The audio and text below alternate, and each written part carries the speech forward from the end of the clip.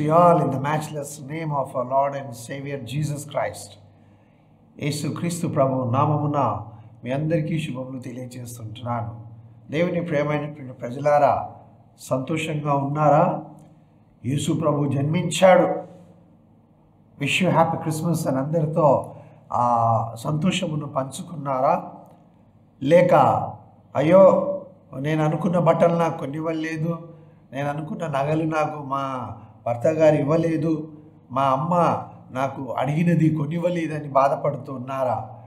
బాధపడకండి, ప్రభు సమస్తమును సమకూర్చుతాడు. కాబట్టి ధైర్యంగా ఈ సంతోషమును అందరితో పంచుకొని ఆ సంతోషము మీ హృదయాలలో ఏలుచుండనేమో. తలలు వంచి ప్రార్థించుకొని వాక్యమును వినటానికి సిద్ధపడదామా? అంతకుముందు నేను చెప్తున్నాను, విష్ యూ ఆల్, మీ కుటుంబం అంతటికి యొక్క క్రిస్మస్ శుభాకాంక్షలు, ఆశీర్వాదములు నేను మీకు తెలియచేస్తుంటున్నాను. ఎల్లప్పుడూ ప్రభు మీ గృహములో ఉండి తన యొక్క వాక్యపు వెలుగులో మిమ్మల్ని మీ కుటుంబాన్ని నడిపిస్తూ నిత్యత్వంలోనికి ప్రభు మిమ్మల్ని తీసుకొని వెళ్ళు సహాయం మీకు అందించునుగాక. ఎల్లప్పుడూ శాంతి సమాధానములు ఐశ్వర్యములు కలిగినటువంటి వారిగా మీ కుటుంబము సదా దీవించబడి ఆశీర్వదించబడునుగాక. ప్రార్థించుకుందాం. ప్రేమగల తండ్రి, నీవు పరలోకమందున్నావు. యెహోవా, నువ్వు ఘనమైన నామము గల దేవా, నీకు కృతజ్ఞతాస్తుతులు చెల్లిస్తూ మానవుని ఎడల నీ ప్రేమను వెల్లడిపరిచి నీ ప్రియ కుమారుడు మా రక్షకుడైన యేసుక్రీస్తు ప్రభువును ఈ లోకములో నరావతారిగా జన్మించుటకు నీవు ఆయనను పంపించావు. ఆయన నరావతారిగా కన్యకు జన్మించి ఈ లోకంలో ఏం చేయాలో ప్రభా నీవు ముందుగానే నిర్ణయించావు గనుక పాపమనే జిగటగల దొంగ ఊబిలో కూరుకొని పోయి పాపమునకు పాపము సమకూర్చుకొనుచు దోషములు చేస్తూ అపరాధములు చేస్తూ శాపగ్రస్తులైనటువంటి మానవుని నీవు ఆ ఊబిలో నుంచి లేవనెత్తి బండ మీద నిలబెట్టడానికే నీ కుమారుని పంపించావు. ఆ కార్యమును సకల మానవుల యొక్క జీవితంలో నెరవేర్చి ఈ ఆత్మ నశించిపోకుండా నీవే కాపాడి సంరక్షించమని క్రీస్తు జన్మించాడు అనే ఈ సత్యము లోకమందంతటినూ వినుచూ ఉంటున్నారు. వారు విని ఆయనే దేవుడు, ఆయనను మేము రక్షకునిగా అంగీకరిస్తాము అనే ధైర్యముతో ప్రతి ఒక్కరూ నీ కొరకు సాక్షులుగా నిలబడినట్లుగా ఆశీర్వదించమని ఆకర్షించుకోమని యేసు నామమున ప్రార్థిస్తున్నాను తండ్రి. ఆమేన్, ఆమేన్. దేవుని ప్రియమైనటువంటి ప్రజలారా, విలాప వాక్యములు 3వ అధ్యాయము 26వ వచనము, లామెంటేషన్స్.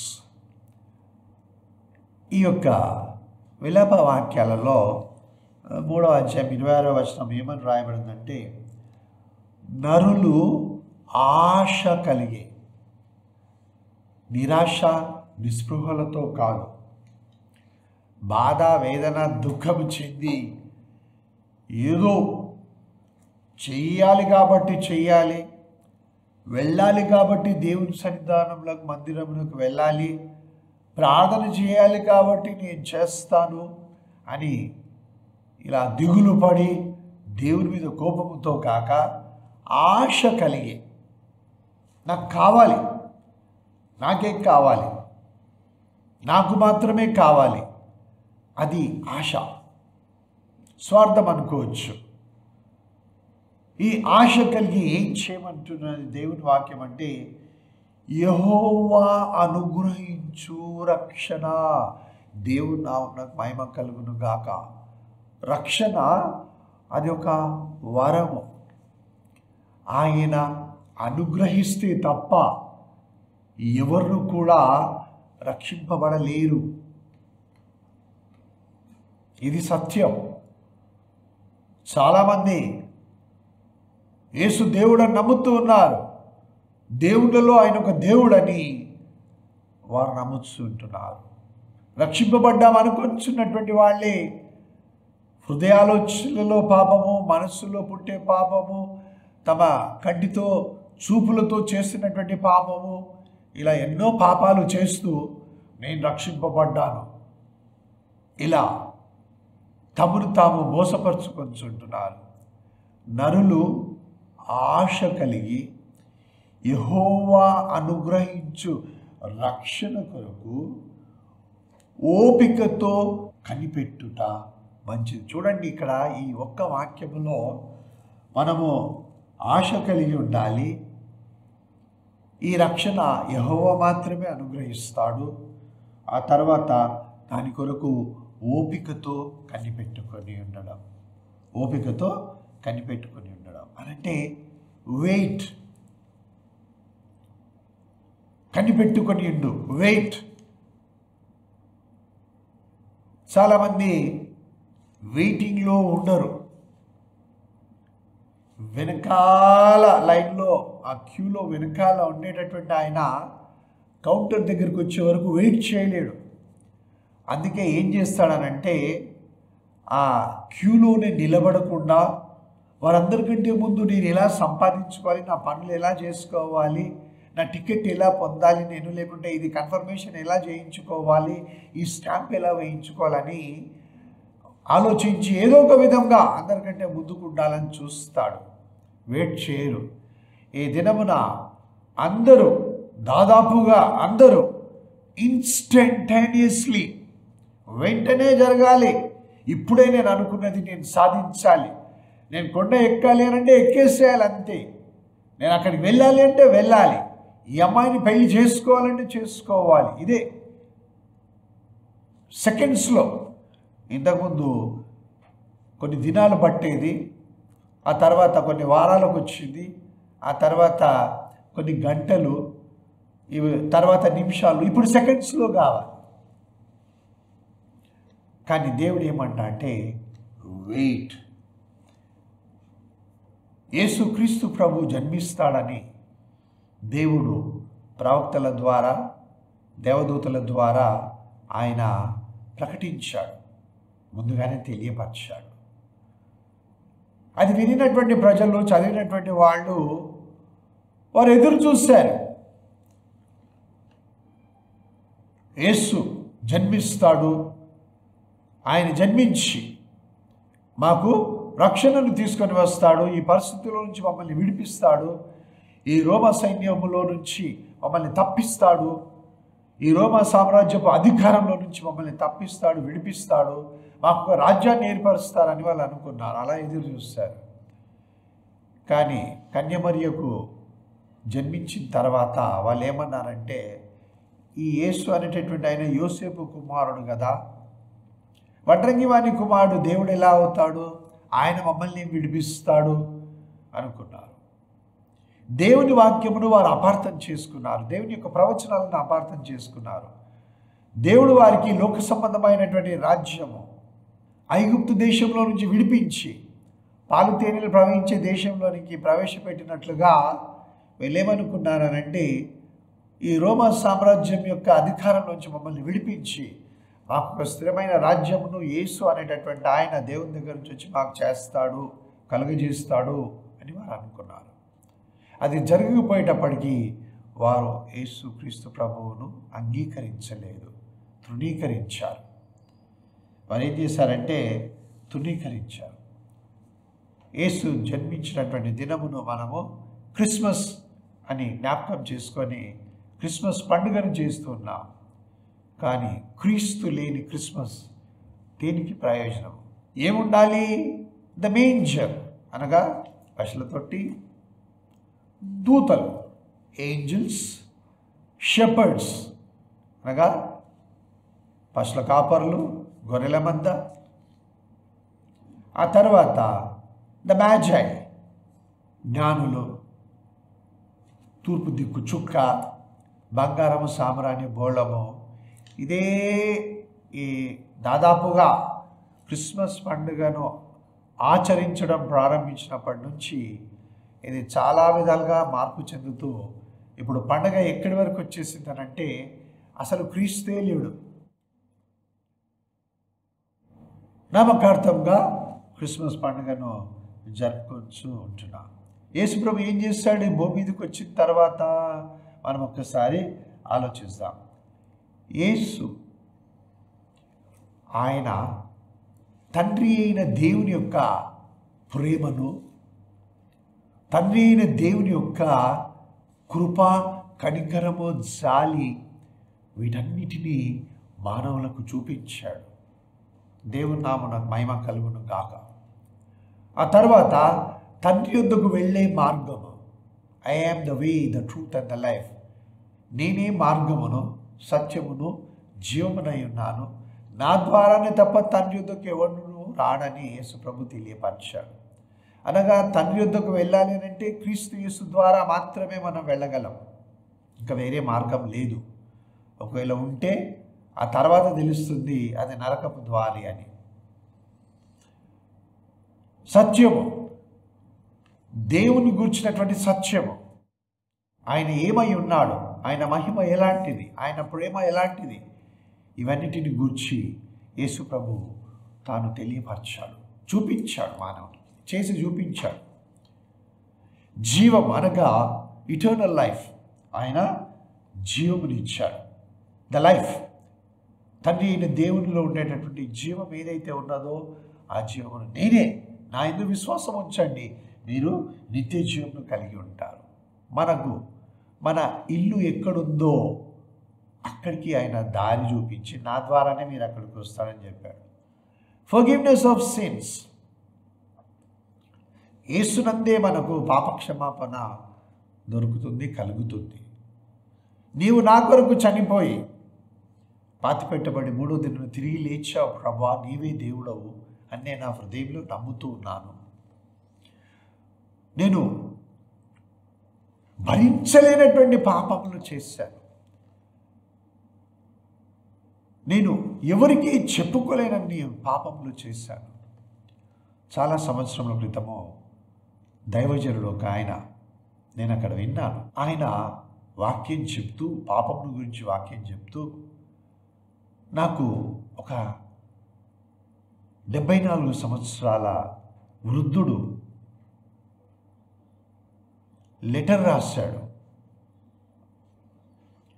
ఒక్క పేజీ కాదు, 2 పేజీలు కాదు, దాదాపుగా 12 పేజీలు, అంటే పేజీలు అంటే పెద్ద పెద్దవి అన్నమాట, ఫుల్ స్కేప్ పేపర్స్. ఆ 12 పేజీల ఆ ఉత్తరంలో మొదటి నుంచి చివరి వరకు ఆయన తన జీవితంలో చేసినటువంటి దుర్భరమైనటువంటి, ఘోరమైనటువంటి, మనుషులు ఊహించుకోలేనటువంటి విధంగా ఆయన చేసిన పాపాలన్నీ అందులో రాసి నాకు పంపించాడు. అది చదువుతుంటే నేను చదవలేకపోయాను, ఇలాంటి పాపాలు కూడా ఈ లోకంలో మనుషులు చేయగలరా అని. అంతటి పాపిని కూడా యేసు ప్రభు క్షమిస్తాడు. కాబట్టి యేసు ప్రభు నందు మనకు పాప క్షమాపణ కలదు అని, ఆయన మరణ శ్రమల పునరుత్థానము ద్వారా మనకు పాప క్షమాపణ, నిత్య జీవం కలుగుతుందని యేసుక్రీస్తు ప్రభు మనకు ఆయన మార్గమును చూపించాడు, మనకు సత్యమును బయలుపరిచాడు.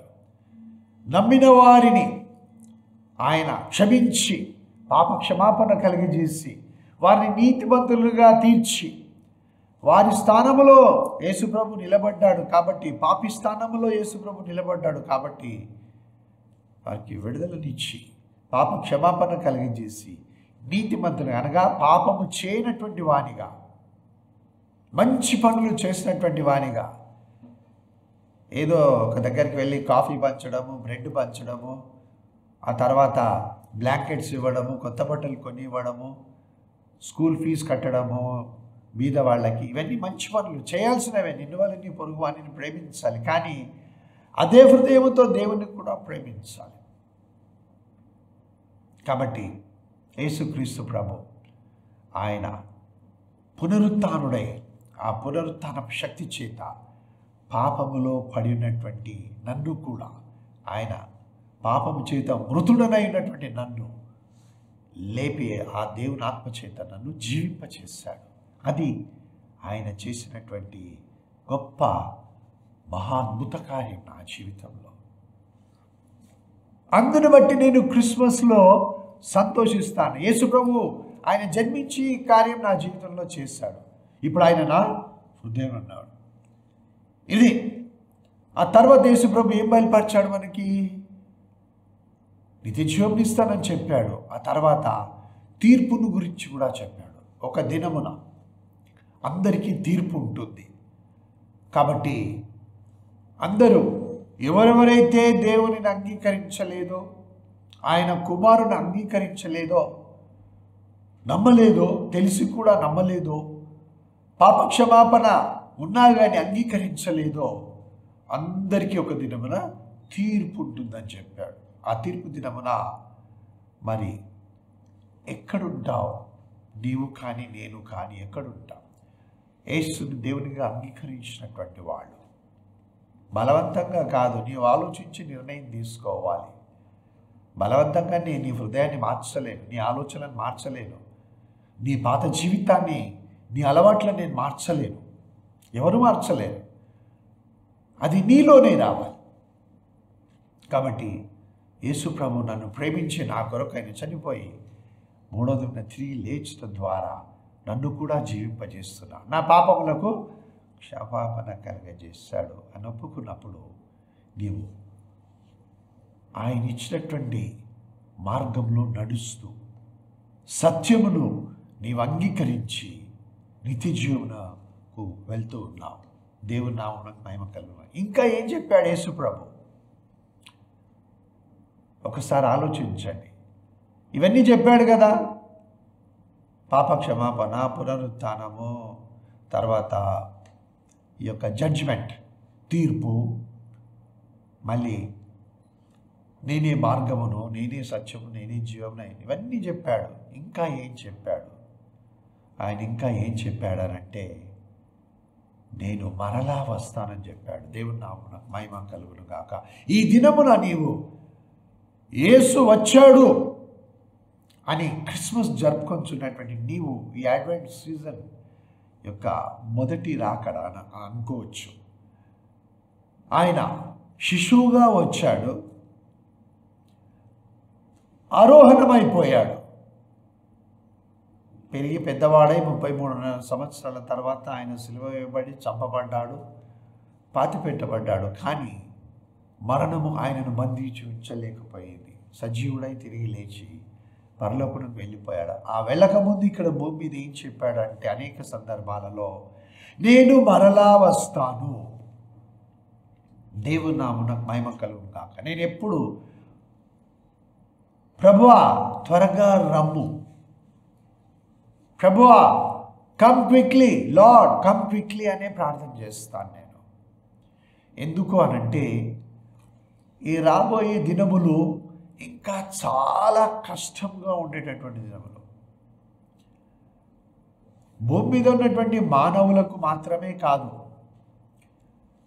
ఆర్థిక విధమైనటువంటి ఇబ్బందులు ఇవి మాత్రమే కాదు, వాతావరణంలో కలిగేటటువంటి మార్పులను బట్టి జ్వరాలు, లేని వైరల్స్ బయటపడి మానవుణ్ణి బహుగా వేధించి చంపడం మాత్రమే కాదు, క్రీస్తు నామం ధరించినటువంటి వారికి కలిగేటటువంటి ఘోరమైనటువంటి పరీక్షలు, వీటన్నిటినీ తప్పించుకోవడము దాదాపుగా అసాధ్యమైపోతుంది.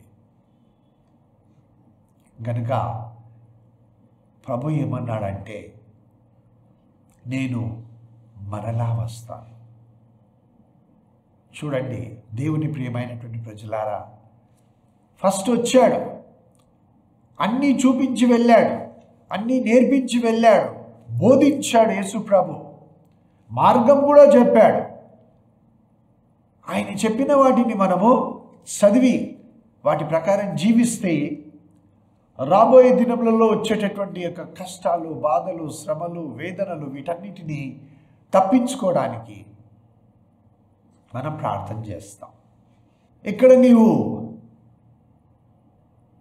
ఆ యొక్క క్రిస్మస్ జరుపుకొనడానికి మేంజర్ అనగా పశువుల పాక, పశువుల తొట్టి వీటన్నిటిని ప్రిపేర్ చేస్తున్నావేమో, కేక్ ప్రిపేర్ చేస్తున్నావేమో, డెకరేషన్స్ చేస్తున్నావేమో, చాలా మంచిగా దేవాలయంలో అలంకరిస్తున్నావేమో, నీ బట్టలు ప్రిపేర్ చేసుకుంటున్నావేమో, ఇంకా రకరకాలుగా ప్లానింగ్ చేసుకుంటున్నావు, పార్టీల కొరకు ఇవన్నీ ప్రిపేర్ చేస్తున్నావు. ఒక సంగతి మర్చిపోకు, నీవు ఇక్కడ ఇవన్నీ చేస్తుంటే యేసు ప్రభు ఏం చేస్తున్నాడో చూద్దాం. నీ కొరకు యేసు ప్రభు ఏం చేస్తున్నాడు. యోహాను సువార్త 14వ అధ్యాయం 2వ వచనం 3వ వచనాన్ని నేను చదువుతున్నాను. Johne's gospel chapter 14 verse 2 and 3. నా తండ్రి ఇంట అనేక నివాస స్థలములు కలవు, లేని యెడల మీతో చెప్పుదును, మీకు స్థలము సిద్ధపరచ వెళ్తున్నాను. My dear brother, my dear sister, Jesus Christ is preparing a place for you and for me. We are preparing everything on this earth, all these perishable things.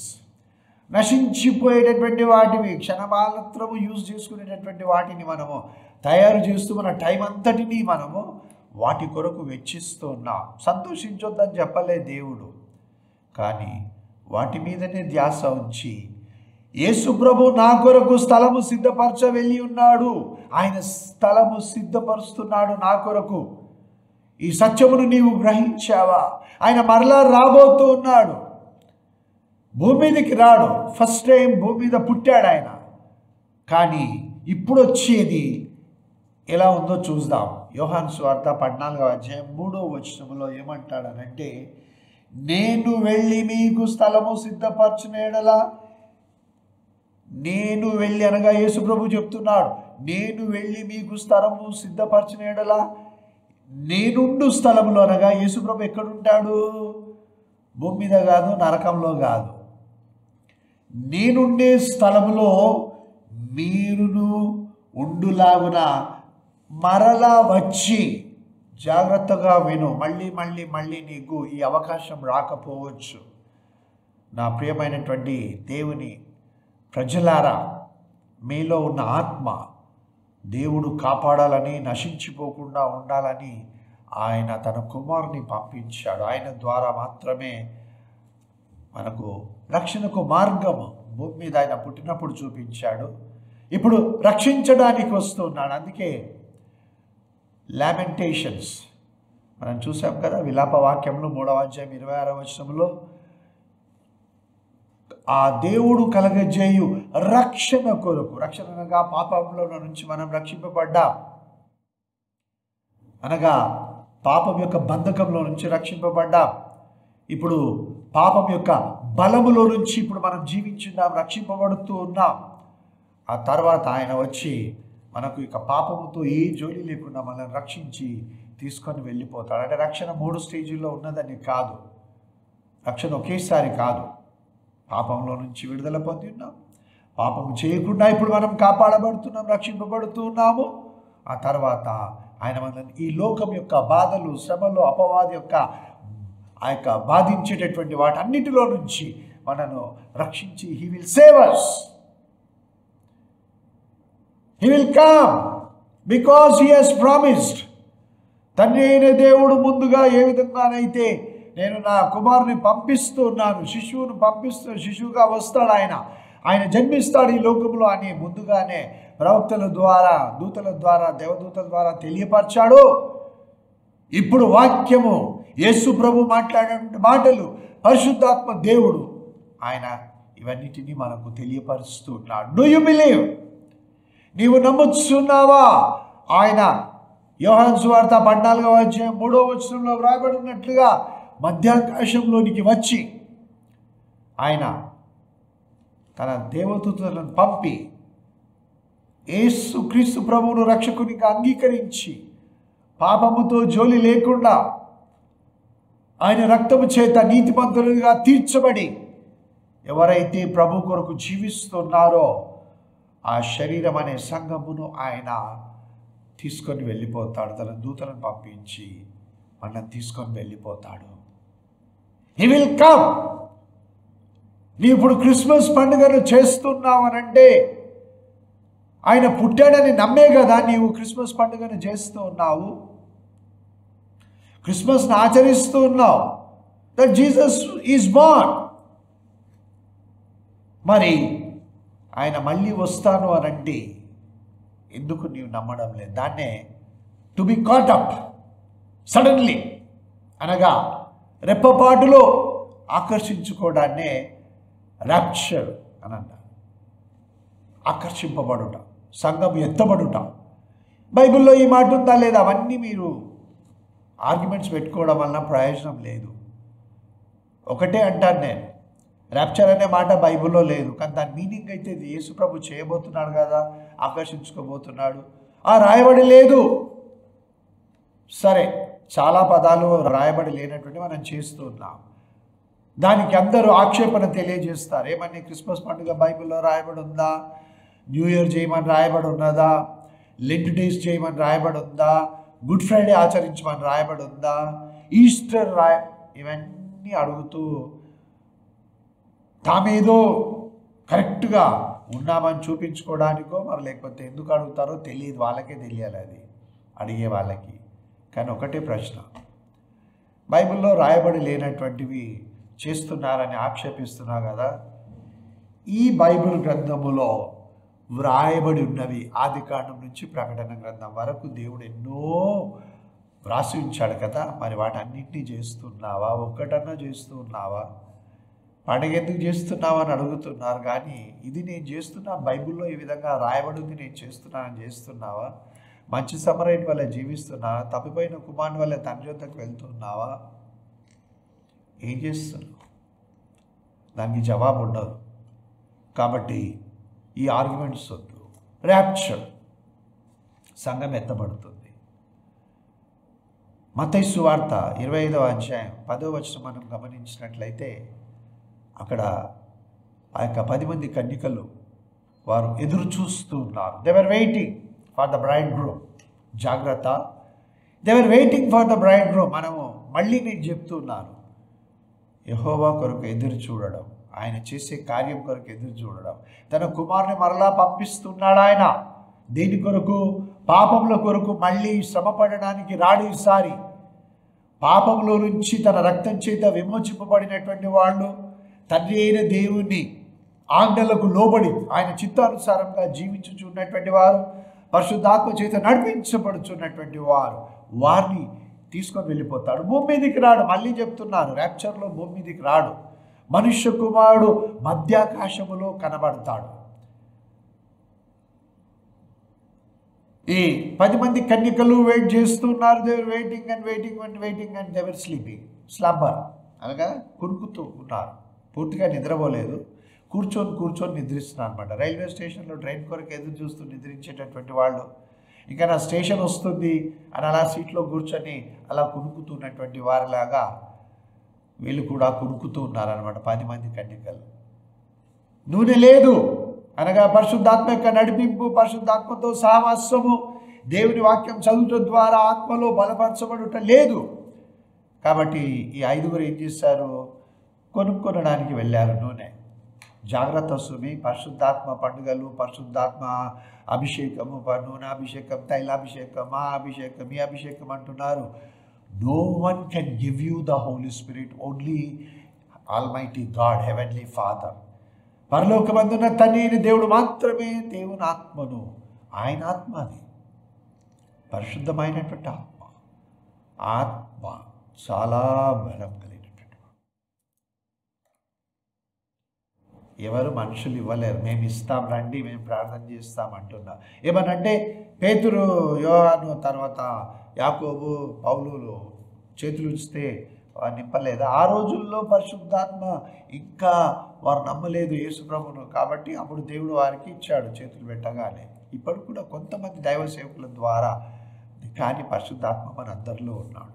వారు 5 కన్యకలు దేవునాత్మ చేత వారు నడిపించబడుతున్నారు, నింపబడినారు. కాబట్టి ఇదిగో పెళ్లి కుమారుడు, అంతే, వారు వెళ్ళిపోయారు. ద్వారములు మూయబడ్డాయి. పెళ్లి కుమారుడు మళ్ళీ భూమి మీదకి వచ్చాడా? రాలే. తీసుకొని వెళ్ళిపోయాడు. తీసుకొని 5 తీసుకొని వెళ్ళిపోయాడు. ఆ విధంగా సంఘమును ఆయన ఎత్తుకొని వెళ్ళిపోతాడు. మత్తయి సువార్త 24వ అధ్యాయము 30-31 వచనాలు చదవండి. నాకు ఇప్పుడు సమయం లేదు కాబట్టి నేను చెప్పలేకపోతూ ఉన్నాను. మత్తయి సువార్త 24వ అధ్యాయం 30-31 వచనాల్లో ఏమంటాడు? నేను నా దూతలను పంపిస్తాను. యేసు ప్రభు భూమి మీదికి రాడు. ర్యాప్చర్లో ఆయన మనుష్య కుమారునిగా మధ్యాకాశంలో ఉంటాడు. భూమి మీద ఉన్నటువంటి సకల జనులు రొమ్ము కొట్టుకుంటారని యేసు ప్రభు చెప్పాడు. నోహు దినములలో ఏ విధంగా ఉంటుందో మనుష్య కుమారుడి రాకడ దినంలో కూడా అదే విధంగా ఉంటుంది. ఏం చేస్తున్నారు? నోహు దినంలో రక్షణ కూడా సిద్ధపరచబడుతూ ఉన్నది. దేవుడు లెక్కిస్తున్నాడు దినములను. నోవా ఓడగడుతూ ఉంటే దేవుడు దినములు లెక్కిస్తున్నాడు. ఎన్ని రోజులు. అదేవిధంగా మనుష్య కుమారుని రాకడ కూడా ఆల్మోస్ట్ ఇంకా మన ఇంటి ద్వారం దగ్గరనే ఉన్నట్లుగా ఉన్నాడు ఆయన. గొప్ప బూరతో తన దూతలను పంపించి భూమి మీద ఈ కొన నుంచి ఆ కొన వరకు 4 దిక్కుల నుండి తన వారిని ప్రోగు చేసుకొని ఆ దూతలు రెప్పపాటులో మనల్ని తీసుకొని వెళ్తారు. Are you ready? అప్పుడు యేసుప్రభు జన్మించాడు అని మనం సంతోషిస్తున్నాం. అప్పుడు ఆయనను చూసి సంతోషిస్తాం. ఆయనను చూస్తాం. మన శరీరములు మార్చబడతాయి. రక్త మాంసములతో ఉన్నటువంటి ఈ శరీరమును ఆయన మహిమగల శరీరంగా మార్చివేస్తాడు. మార్చి దూతలు మనల్ని తీసుకొని వెళ్ళిపోతారు. ఇక్కడ ఉన్నాం. భూమి మీద విడవబడేవారు ఉన్నారు. ఎవరైతే యేసు ప్రభు దేవుడని తెలిసి కూడా నామకార్థంగా దేవాలయంలోకి వెళ్తూ పండగలను ఆచరిస్తూ వాక్య ప్రకారం జీవించకుండా పాపక్షమాపణ పొంది కూడా మళ్ళీ పాపాలు చేస్తూ దేవుని నామమును దూషించి అవమానపరిచే విధంగా బ్రతుకుతున్నారో వారందరూ ఇక్కడ విడవబడతారు. వారు ఇక్కడే ఉంటారు. కానీ ఆయన నమ్మినటువంటి వారు తీసుకొని వెళ్ళిపోబడతారు. యోహాను సువార్త 14వ అధ్యాయం 3వ వచనము, మత్తయి సువార్త 25వ అధ్యాయము 10-11 వచనాలు, ఆ తర్వాత మత్తయి సువార్త 24వ అధ్యాయము 30-31 వచనము, ఆ తర్వాత ఇంకొక వాక్యము మనము చూసినట్లయితే 44వ వాక్యం. ఈ 44వ వాక్యం మత్తయి సువార్త 24వ అధ్యాయం 44వ వాక్యంలో ఏమని రాయబడిందంటే, మీరు అనుకొనని గడియలో మనుష్య కుమారుడు వచ్చును గనుకయే మీరు సిద్ధముగా ఉండుడి. ఆయనను ఎదుర్కొనడానికి సిద్ధంగా ఉండండి. దానికి మనకు మార్గమో లూకాసు వార్త 21వ అధ్యాయం 36వ వచనంలో చూపించాడు దేవుడు. లూకాసు వార్త 21వ అధ్యాయం, లూక్స్ గాస్పెల్ చాప్టర్ 21:36 అక్కడ చూపించాడు. మీరు మనుష్య కుమారుని ఎదుట శక్తి గలవారు నిలబడుటకు శక్తి గలవారు అగునట్లుగా మీరు మెలకువగా ఉండి ప్రార్థన చేయమని చెప్తున్నాడు. దేవుని ప్రియమైనటువంటి ప్రజలారా, తెస్సలోనికైలకు రాసినటువంటి మొదటి పత్రిక 4వ అధ్యాయము 17వ వచనము. The first episode of Saint Paul to the Thessalonian church. ఇక్కడ ఆయన ఏమని వ్రాస్తున్నాడంటే 4వ అధ్యాయం 17వ వచనంలో, ఆ మీదట సజీవులమై నిలిచిండు మనము వారితో కూడా ఏకంగా ప్రభువును ఎదుర్కొనుటకు. జాగ్రత్తగా గమనించండి ఈ మాటను. మనము ప్రభువుని ఎదుర్కొంటాం. భూమి మీద ఉంటే మనందరము ప్రభువును కలుసుకుంటాం. ఆయన భూమి మీదకి రాడు, మధ్యాకాశంలోనే ఉంటాడు. కాబట్టి మనము ప్రభువును ఎదుర్కొనుటకు ఆకాశ మండలములకు చూడండి, భూమి మీదకి కాదు, ప్రభువును ఎదుర్కొనుటకు ఆకాశ మండలమునకు మేఘముల మీద కొనిపోబడదుమో కాగా మనము సదాకాలము ప్రభువుతో కూడా ఉందుము. దేవుని నామమునకు మహిమ కలుగును గాక. ఇది రెండవ రాకడ కాదు. ఆయన భూమి మీద జన్మించి పరలోకమునకు ఆరోహణమైపోయాడు. ఆ తర్వాత రెండవసారి వస్తానని అన్నాడు. అది ఒలీవల కొండల మీద దిగుతాడు, ఆయన పాదములు మోపుతాడు. ఎప్పుడు? ఈ సంఘం ఎత్తబడగానే 7 సంవత్సరముల శ్రమల కాలం ప్రారంభమవుతుంది. ఈ 7 సంవత్సరముల శ్రమల కాలంలో 3.5 సంవత్సరాలు ఆఖరిలో మహా గొప్ప శ్రమలు అన్నమాట. చాలా భయంకరంగా, అసలు మనం ఊహించలేము ఆ శ్రమలు. ఆ శ్రమల కాలము 7 సంవత్సరాలు కాగానే క్రీస్తు అభిషేకించబడినటువంటి దేవుని కుమారుడు, అభిషిక్తుడైన క్రీస్తు, ఆయన భూమి మీదకి దిగి వస్తాడు. వచ్చి ఒలీవల కొండ మీద తన పాదములు మోపి, జకర్యా గ్రంథం 14వ అధ్యాయం 4వ వచనంలో వ్రాయబడినట్లుగా ఆయన ఆ యొక్క అపవాదిని పట్టి బంధించి, ఆ దేవదూత ఏం చేస్తాడనంటే ఆ అపవాదిని ఒక కొలిమిలో వేసేస్తాడు. ఆ విధంగా క్రీస్తు భూమి మీద ఆయన యెరూషలేములో ఉండి అక్కడి నుంచి 1000 ఏళ్ళు పరిపాలన చేస్తాడు. 1000 ఏళ్ళు పరిపాలన చేస్తాడు. దేవుని ప్రియమైనటువంటి ప్రజలారా, ఇంత డీప్గా ఈ వాక్యము మనము వినగలుగుతున్నాం. ఒక్కరన్నా మారండి. యేసుక్రీస్తు ప్రభు వస్తున్నాడు. ఆయన కొరకు నేను వేచి ఉంటాను, కనిపెట్టుకొని ఉంటాను, ప్రార్థనలు కనిపెట్టుకొని ఉంటాను. నేను ఈ లోకంలో జరిగే వాటన్నిటిని నేను తప్పించుకోవాలి అని మీరు సిద్ధపడి ఉంటారా? క్రిస్మస్ జరిగిపోయింది, మనం ఆచరిస్తున్నాం. ఆయన జన్మించాడని మనము సంతోషిస్తున్నాం, మంచిదే. కానీ నేను మరలా వస్తానని చెప్పినటువంటి ఆయన మాట మీరెందుకు వినడం లేదు? ఎందుకు మీరు పట్టించుకోవడం లేదు? ఎందుకు కనిపెట్టుకొని ఉండడం లేదు? వాక్యం చదువుట యందు శ్రద్ధ కలిగి ధ్యానిస్తూ వాక్యానుసారంగా జీవిస్తూ పరిశుద్ధాత్మ చేత నడిపించబడి పాపముతో జోలి లేకుండా పరిశుద్ధులమై మనము క్రీస్తు చూపించినటువంటి మార్గంలో నడుస్తూ నిత్య జీవమును నేను నాలో కలిగి ఉన్నాను, నేను ఈ లోకంలోకి వెలుగై ఉన్నాను, నేను ఈ లోకంలోకి ఉప్పై ఉన్నాను, నేను రాజులైన యాజక వంశంలోకి చెందిన వాడను, చెందిన దానను అనే విశ్వాసము ధైర్యంతో మనం జీవితయాత్ర ఎందుకు సాగించలేకపోతున్నాం? కాబట్టి దేవుని ప్రియమైనటువంటి ప్రజలారా, ఇది చేస్తూనే అవి మర్చిపోకూడదు.